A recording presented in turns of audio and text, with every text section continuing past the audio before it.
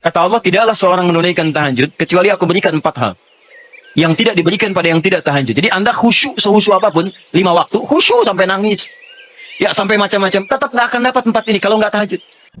Bismillahirrahmanirrahim. Ya, buka Quran surah 17 ayat 79 sampai 81. Wa minal laili fatahajjad, dan dari sebagian malam bangun tahajud. Aku nggak tuntut semua malamnya, kata Allah, bangun dulu sebagian malam. Ingat ya, ada lail, ada lailah, saya pernah terangkan. Kalau lail itu waktunya, lailah keistimewaannya. Jadi kalau sudah pakai ta itu sifat. Kalau menunjuk waktu, lailah sifat di malam itu yang istimewa, beda dengan malam lainnya. Makanya ketika Allah menyebutkan malam Al-Qadar itu pakai ta. Inna anzalnahu fi lailatul qadar. Pakai ta. Wa ma adraka ma lailatul qadar. Pakai ta. Kalau nggak pakai ta itu artinya malam, setiap malam terbuka. Ya, lail, jamaknya layali. Lailun, layali, lela, lili, lala, itu malam. Ya, ibu leli, ibu malam-malam. Ya. Fokus. Wa minal laili minnya tabi'id di ilmu nahwu. Sebagian, enggak usah semua. Ya, dari jam 8 tuh udah malam. Ya, sampai jam 4 tuh malam. 4 sampai setengah 5, setengah 5-nya subuh, jam 4 sampai setengah 5 disebut sahar, waktu menjelang subuh.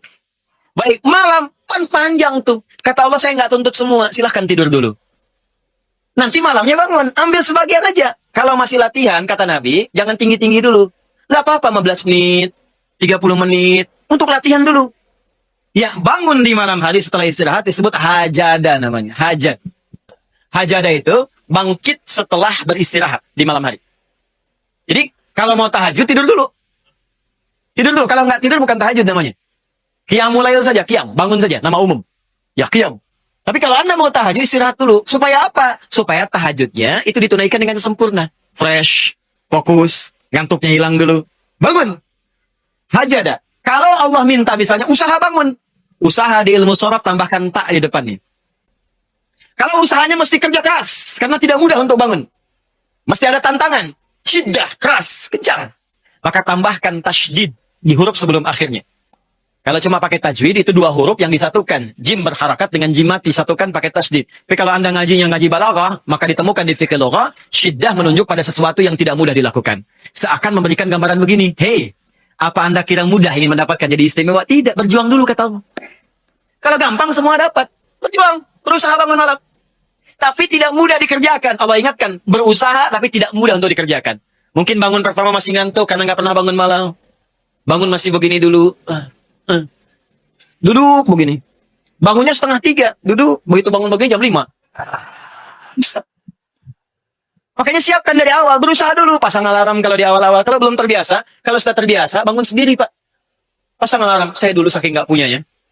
Itu di pesantren itu. Ibu saya memaksimalkan memberi. Disamakan semua. Bahkan survei. Ya, berapa yang paling banyak diberikan kepada santri itu? Ibu saya paling maksimal ngasih. Jadi saya nggak bisa teruskan cerita. Nanti kita berhenti talimnya. Kemudian saat sebagian orang beli alarm, saya waktu itu nggak punya untuk beli. Saya datangi guru saya. Salah satu guru tafsir. Pak, saya pengen tahajud. Tapi saya nggak bisa beli alarm. Nggak punya uangnya, saya bilang. Nah, ini pesan guru saya. Alarm terbaik, alarm yang Allah berikan. Kau minta sama Allah. Maka saya berdoa. Ya Allah, saya pengen bangun jam 3 nanti tahajud. Betul, Bu, Pak. Allahu Akbar. Alarm Allah itu luar biasa. Minta jam 3, di alarm jam 2. Bangun saya jam 2. Ya apa saja mimpinya, pokoknya bangun gitu. Allah, begitu dia jam 2. Alhamdulillah. Tenang dulu, diam dulu kan. Siap-siap kan hadis Nabi begitu. Kalau bangun jangan langsung bereaksi. Duduk dulu sebentar. Itu di Abu Daud, nomor hadis 1367. Ya. Idastaiqadha min naumi fajalasa. Kalau Nabi bangun dari tidurnya duduk dulu. Famasah biyadi min athari naumi, maka mengusap dengan tangan yang diduga paling bersih. Awas. Sebagian bekas ngantuknya. Hilangkan dulu. Setelah ngantuknya hilang baru doa. Jangan ngantuk berdoa ya nggak nyambung. Masih ngantuk. Alhamdulillah ahyana. Badana amatana amat ya begini kan, gak bangun-bangun ya. Nah itu jadi hilang dulu ngantuknya. Baru setelah itu sadar, berdoa, baca 10-11 ayat terakhir surah Ali Imran, baru masuk untuk berwudu, baru siap-siap tahajud. Ya, kalau kita baru di awal pasang alarm, ya beli, ya pakai handphone bisa sekarang. Handphone tuh coba sih jadikan jadi aset akhirat. Cuma jadi koneksi dunianya untuk apa? Jadikan aset akhirat. Pasang alarmnya, masukkan aplikasi Quran, update status hadis setiap hari, motivasi orang dengan kebaikan, jadi pahala. Balik lagi ke tahajud, pasang alarm. Bangun jam berapa sholat? Jam 3, pasang jam 2.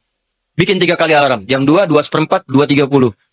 Kalau bisa, 3 kurang 15. Alarm pertama untuk mematikan alarm kedua. Alarm kedua matikan alarm ketiga. Saya tahu saya modusnya pasti begitu. Makanya berjuang. Nah, kalau Anda bisa kerjakan itu, apa yang Anda raih? Asa satu. Ayyab'atsaka rabbuka maqaman mahmuda. Langsung. Kata Allah, saya jamin pakai asa. Asa itu kalau kata Imam As-Suyuti dalam kitabnya Al-Itqan, itu beliau katakan ini huruf taraji. Jadi sesuatu yang kalau Anda kerjakan itu asa, itu mengandung kepastian yang tinggi. Maka kalau diterjemahkan kata Allah, saya jamin kalau Anda kerjakan tahajud dengan benar, aku akan angkat karirmu di tempat yang paling tinggi dan paling indah, terpuji. Jadi kalau Anda kerja, karir naik cepat. Nggak usah pakai nyogok, nggak usah pakai macam-macam. Allah angkat sendiri. Allah lembutkan hati orang-orang sekitarnya. Kalau kuliah, tingkat paling tinggi. Ya, 2. Wa qur rabbi adkhilni mudkhala sidqin. Aku akan bimbing setiap dia mengawali pekerjaannya. Dibimbing Allah. Makanya orang yang dibimbing Allah itu terasa mudah. Ya, maaf, begitu mau misalnya menghadapi sesuatu, datang bimbingan Allah, begini cara mengerjakannya. Hatinya itu dituntut. 3. Wa akhrijni mukhraja sidqin. Kalau punya masalah, diberikan jalan keluar yang terbaik, yang benar. Macet, berikan jalan keluar. Ya, nggak perlu melakukan tindakan-tindakan yang kotor. Ada pekerjaan susah, diberi jalan keluar. Nggak perlu melakukan tindakan-tindakan kriminalitas. Kalau orang tahajud semua, nggak ada korupsi, Pak. Nggak ada sogok-menyogok. Baik semua jalan. Yang paling indah, waja'alni min ladunka sultanan nasira. Ahli tahajud itu kata Allah, kalau dia diganggu, diisengi, dijaili dalam kehidupannya, aku langsung yang akan menolongnya. Baru tahajud. Maka sekarang tolong keluarkan ya. Malam tahajud, siang turunkan dari syuruk, duha. Syuruk itu awal duha. Duha dibagi 3. Awal duha, pertengahan duha, akhir duha. Kemudian misalnya rawatib, 4 rakaat sebelum zuhur. Kalau nggak sempat 2, hadis Ibnu Umar. Kemudian 2 rakaat setelahnya. Ya, kemudian 2 rakaat setelah maghrib, 2 rakaat setelah isya, 2 rakaat sebelum subuh. Tambah dengan mutlak, 4 rakaat sebelum asar. Ya, 2 rakaat sebelum isya, ma bainal adzanaini rakaatain. Ya, 2 rakaat di antara adzan dengan iqamat. Tambahkan semua. Demi Allah saya katakan, catat kalimat saya ini. Kalau Anda benar mengerjakan semua ini ikhlas karena Allah, maka akan terjadi perubahan dalam hidup kita. Yang pertama Allah berikan bukan dunia dulu, karena dunia itu kecil. Yang pertama Allah berikan halawatul iman, berupa kenikmatan iman, berwujud ketenangan dalam jiwa kita.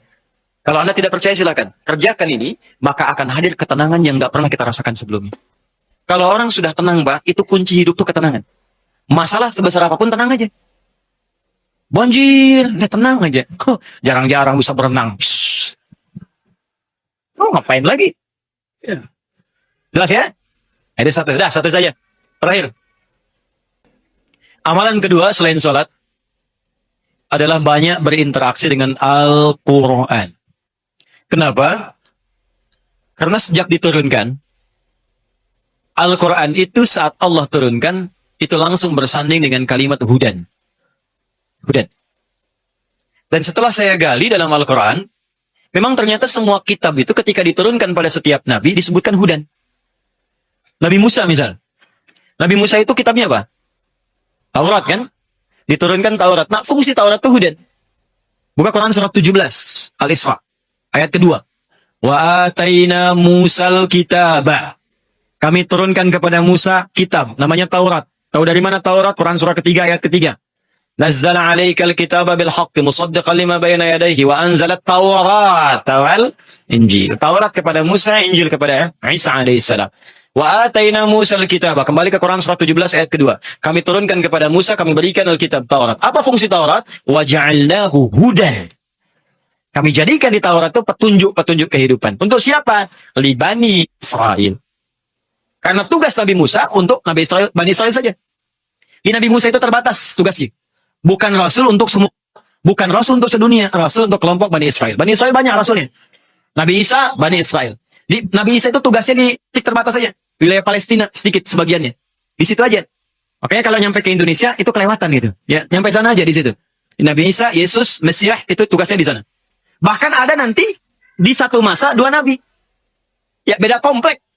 Ya, jadi tugasnya itu dinasnya satu nabi komplek A, yang satu komplek B. Contoh paling gampang apa? Nabi Ibrahim dengan Nabi Lut. Lut itu keponakannya Nabi Ibrahim. Ya di satu masa, cuma dinasnya tempatnya beda. Tahu dari mana? Quran surah 51. Ya, ayat ke-24 sampai ayat 30. Itu dikisahkan ada malaikat ingin datang ke kompleknya Nabi Lut. Karena di komplek Nabi Lut itu, masyarakatnya itu udah kelewat batas, udah nantang azab. Mana azabnya Lut? Mana? Katanya mau diazab, sampai sekarang belum. Langsung dijawab Allah, dikirimkan malaikat. Cuman sebelum ke tempat Nabi Lut, mampir ke tempat Nabi Ibrahim. Ini ada amalan. Saya lompat sedikit ya. Amalannya penting nih. Quran surah 51 ayat 24. Paling kanan sebelah bawah. Kedengaran suara saya? Tidak. Kok bisa? Nggak kedengaran tapi bisa jawab ya. Quran surah 51 ayat 24. Hal hadithu dhaifi Ibrahim al-mukramin. Pernahkah Anda dengar kisah tentang Nabi Ibrahim yang kedatangan tamu di pertengahan malam menjelang subuh? Dan dahsyatnya kata Allah, masih dimuliakan tamunya. Kedatangan tamu tengah malam, dini hari, masih disambut. Idh dakhalu alaihi faqalu salama. Ketika tamu itu datang mengucapkan salam. Assalamualaikum. Waalaikum. Dijawab oleh Waalaikumsalam. Saya tanya pada Anda ya. Kalau ada setengah tiga, tamu datang malam-malam. Ya. Assalamualaikum. Assalamualaikum. Dijawab nggak? Enggak. Jawab aja dulu. Karena hukum menjawab salam itu wajib. Mengucapkan sunnah. Quran surah keempat ayat 86. Wa idza huyyitum bi tahiyyatin fahayyu bi ahsana minha. Kalau Anda diberikan penghormatan, salam jawab. Jawab aja dulu. Assalamualaikum. Waalaikumsalam. Assalamualaikum. Waalaikumsalam warahmatullahi. Assalamualaikum. Waalaikumsalam warahmatullahi wabarakatuh. Buka dong. Enggak. Jawab aja dulu. Ini jawab qala salama. Waalaikumsalam. Ini kalimat Quran langsung, boleh disingkat kalau dituliskan, boleh singkatan assalamualaikum, disingkat salam. Dibaca Assalamualaikum warahmatullahi. Sama dengan Bismillahirrahmanirrahim, singkatannya basmalah. Alhamdulillahirrabbilalamin, hamdalah. Ya. Ini sudah jam 10, kurang seperempat. Sekira waktunya sudah cukup. Saya mohon maaf, ya, kita akhiri saja dengan hamdalah. Hamdalah. Oh tidak. Contoh. Ini bukan mau mengakhiri, contoh. Hamdalah, alhamdulillahirabbil alamin. Takbir Allahu Akbar. Kita masih ada waktu, masih bukan. Ini contoh, ya. Sama salam itu singkatan dari assalamualaikum. Ada singkatan, ada. Ya. Nah, maka apa yang terjadi? Saya cepat saja. Itu masih disambut oleh Nabi Ibrahim. Kemudian faragha ila ahli. Beliau datang ke istrinya, Sayyidah Sarah waktu itu. Masih nanya, "Ma, ada menu terbaik apa? Tamu istimewa nih malam-malam." "Pak, ini nggak ada stoknya." Bahasa kita. Kata Nabi Ibrahim, kita lihatlah ke belakang. Ditemukanlah anak sapi punya beliau itu, lembu. Itu masih nyembelih dulu. Faja'a bi'idlin samin. Disembelih bikin gulai malam-malam. Dihidangkan. Muncul persoalan. Begitu dihidangkan, faqaraba wa ilaihim qala ala takulun. Setelah dihidangkan, Nabi Ibrahim ikut duduk. Tapi makanan nggak disentuh. Dilihat aja begini. Diamati oleh Nabi Ibrahim. Sudah nggak disentuh, ngelihat kaki ke bawah. Kakinya nggak nempel ke lantai. Komplit itu mah. Baju putih, rambut panjang. Malam-malam lebih daripada 3, 5, 7. Duduk di situ, kaki nggak napak ke lantai. Kalau Anda dalam posisi itu, pertanyaan saya, apa deh yang Anda lakukan pada waktu itu? Pingsan. Sudah nggak ada kesempatan lari, Bu. Ya, jadi rasa takut yang tidak memungkinkan kita untuk mengelak disebut aujas namanya. Maka redaksi Qurannya, fa'aujasa minhum khifah. Maka takutnya udah nggak bisa ngelak. Di situ aja. Apa jawabnya? Qalu la takhaf wa basyaruhu bi ghulamin alim. Ini rahasianya. Ternyata itu malaikat yang sedang menyamar. Menjadi laki-laki datang bertamu. Mereka berkata, "Kamu jangan takut. Kami malaikat yang ditugaskan oleh Allah untuk bertamu mampir ke sini sebelum datang ke Nabi Lut." Bayangkan, orang mampir aja dijamu oleh Nabi Ibrahim, diservis oleh beliau dengan servis yang tidak biasa. Salam dijawab, datang disempurnakan, diberikan segala hal yang nikmat. Apa balasan Allah? Karena beliau mengerjakan yang tidak biasa, maka Allah memberikan balasan yang tidak biasa. Wa basyaruhu bi ghulamin alim. Maka istrinya Sayyidah Sarah yang divonis secara medis dan klinis mandul, tak mungkin punya keturunan, diberikan kabar pada saat itu. Kamu akan punya keturunan. Dibalas. Sudah monofos? Gak mungkin punya keturunan? Ada faktor lain secara klinis? Gak mungkin. Maka turun jawaban Allah. Baik. Kita berhenti sebentar. Saatnya kita mencatat. Ketika Anda mengerjakan amalan yang tidak biasa, maka Allah akan memberikan jawaban yang bahkan mustahil menurut kebanyakan orang. Itu rumus Quran. Ini rumusnya begini. Kalau Anda sedang punya persoalan yang berat, yang tidak biasa bagi sebagian orang, maka cari amalan-amalan yang tak biasa. Orang tidur malam, Anda bangun. Orang makan, Anda puasa. Orang baca Quran 1 halaman, Anda 1 juz. Kejar. Dan niatkan untuk memohon kepada Allah solusi dari setiap persoalan yang Anda alami. Itu yang dimaksud di Quran surah kelima ayat 35. Itu yang dimaksud tawassul dengan amalan. Ya ayyuhalladzina amanu taqullaha wabtaghu ilaihil wasilah. Cari wasilah. Ya. Nah, apa gambarannya di sini? Yang mau saya katakan, kembali teman-teman sekalian, setiap nabi dapat kitab. Setiap kitab itu hudan. Beruntungnya kita, hudan yang diberikan kepada nabi kita yang paling istimewa. Nabi Muhammad sallallahu alaihi wasallam namanya Al-Quran, dan ketika diturunkan disebut hudan. Buka Quran surah kedua ayat 185. Karena nabinya istimewa, turunnya di waktu yang istimewa. Malamnya istimewa, langsung malam Al-Qadar. Waktunya istimewa hari Jumat, langsung Sayyidul Ayyam. Bulannya istimewa Ramadan, Sayyidul Syuhur. Diturunkan melalui malaikat Jibril, langsung naik status jadi Sayyidul Malaikah. Diturunkan pada Nabi Muhammad, langsung naik status jadi Sayyidul Anbiya wal Mursalin. Diturunkan di Mekah, Mekah Mubarakah. Diturunkan di Yasrib, berubah jadi Madinah Munawwarah. Saking dahsyatnya Quran, begitu turun, apa yang dahsyat di Quran sampai merubah semua jadi cahaya itu? Kata Allah, perhatikan. Syahrul Ramadan alladzi unzila fihi al-Quran hudan linnas. Aku turunkan Quran di bulan Ramadan yang istimewa. Ternyata kata Allah, semua isi Quran dari Al-Fatihah sampai An-Nas itulah hudan, petunjuk hidup kita ada di situ semua. Jadi, kalau Anda ingin bahagia, ada di Quran caranya. Anda punya masalah apapun, solusinya ada di Quran. Anda ingin nikmat, ada di Quran. Cara ibadah, ada di Quran. Ternyata masalah hidup kita, solusinya semua di Quran. Ada semua, Pak. Makanya saya punya keyakinan, aku yakin.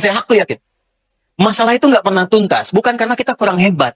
Karena Qurannya nggak pernah dibaca. Nggak dipelajari.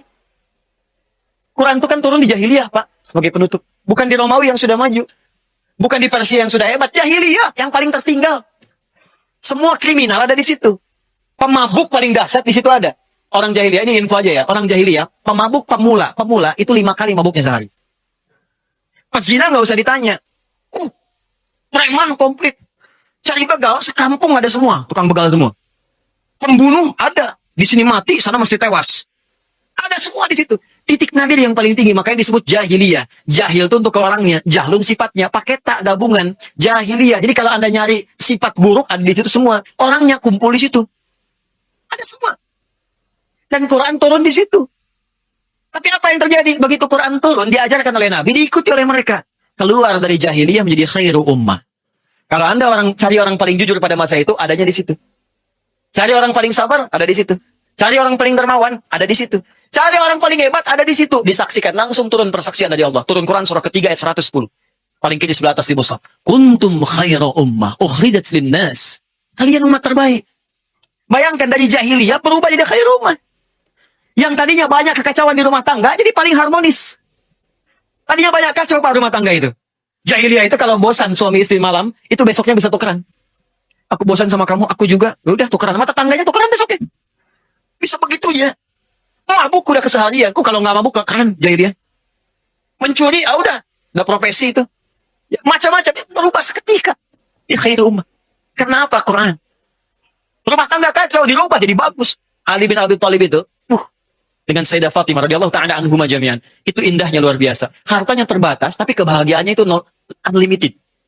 Tanpa batas. Sampai sekarang, baju yang dikenakan Sayyidah Fatimah masih terabadikan. Kalau Anda ada waktu, main ke Topkapi di Istanbul. Kalau ada waktu, ya, dan biaya. Lampu merah sonoan dikit tuh. Main. Itu Anda masuk gerbang, masuk, security check-in, metal detector, masuk, lewat kanan dulu, keluar, langsung kiri, lurus. Ambil jalur sebelah kiri. Lurus sebelah kiri, itu museum yang Turki Getmani dulu. Di belakangnya dikit, langsung museum untuk periode Nabi dan sahabat. Begitu Anda masuk, teman-teman sekalian, masuk dari pintu yang sebelah ujung, karena ditukar. Biasanya masuk depan, keluar belakang, itu dari belakang masuk depan. Jadi begitu Anda masuk depan, belok ke kiri, langsung lihat ke sebelah kanan. Di situ ada ruang kaca, dipajang. Baju yang dikenakan Sayyidah Fatimah. Diawetkan sampai sekarang 15 abad masih ada. Padahal hidupnya begitu sederhana, tapi kesederhanaan itu tidak menghalangi keduanya untuk bahagia. Indah. Ternyata bahagia itu tidak cukup dengan minum kopi. Tidak cukup dengan minum teh. Bahagia itu ketika Anda bertakwa di hadapan Allah Subhanahu wa Ta'ala. Poinnya, catat, bikin status. Ini. Semua ada di Quran. Nih saya baca cepat ya. Gak usah dicatat. Saya baca cepat, dengarkan aja. Kalau mau nyatat nanti lihat rekaman. Ya, di YouTube nanti lihat, ada official. Nanti Anda buka lagi satu-satu, Anda lihat tuh. Ya, kuota cukupkan dulu. Ya.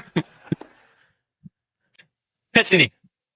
Bahkan sebelum kita keluar dari rahim ibunda kita, sudah ada petunjuk. Ibu yang sedang mengandung ada petunjuknya. Kalau ingin mengetahui dan berdoa tentang kondisi janin, ada kondisi disebutkan di Quran surah ke-22 ayat ke-5. Doanya diatur di Quran surah ke-7 ayat 189. Minta sama Allah supaya bayi yang lahir soleh.